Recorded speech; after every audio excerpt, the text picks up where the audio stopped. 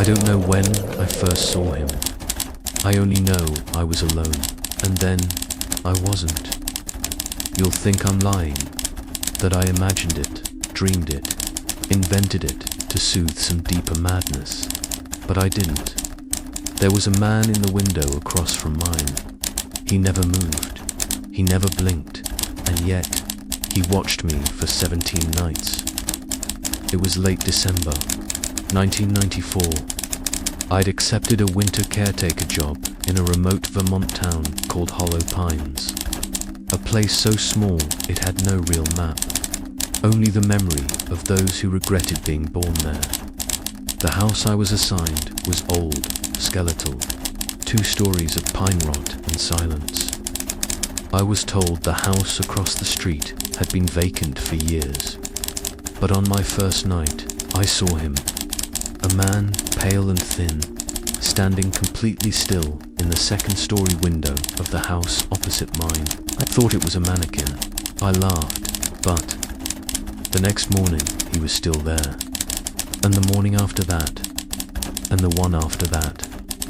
I developed some rituals. I avoided my own windows at night.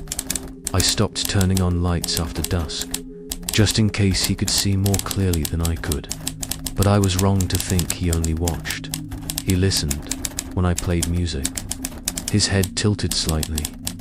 When I spoke aloud to myself, I swore I saw the condensation of his breath expand in a soft huff. And one night, God help me, I waved. He smiled. It didn't touch his eyes. It didn't belong on his face. It was borrowed, like something he'd seen on someone else and thought it would comfort me. On the 11th morning, I found something odd. A message, etched in the snow on my front steps. Your mouth moves when you sleep.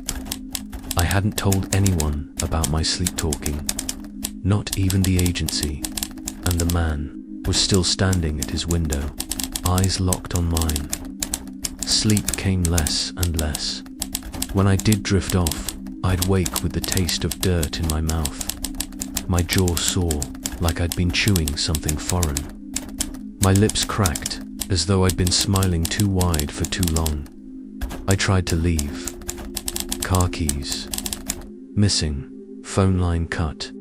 Snowstorms sealed the road. I began writing letters, dozens, to no one. And in the morning, they were all gone, replaced by the same sentence scrawled on every page. He is teaching you. I awoke on the 17th night with blood on my hands. Not fresh, flaky, brown, dry. I don't know what I did, but I do know the window across from mine was empty, and my own reflection was smiling back, not mimicking me, but ahead of me. It smiled before I did. It twitched when I was still. I boarded up every mirror, every window, but still from somewhere inside, I could feel him, watching, practicing. Tonight, I speak aloud, knowing he's listening. I no longer fear the man in the window. I understand him now. He was never outside. He was never across the street. He was rehearsing, and now that he's perfected the stillness, he needs someone else to move.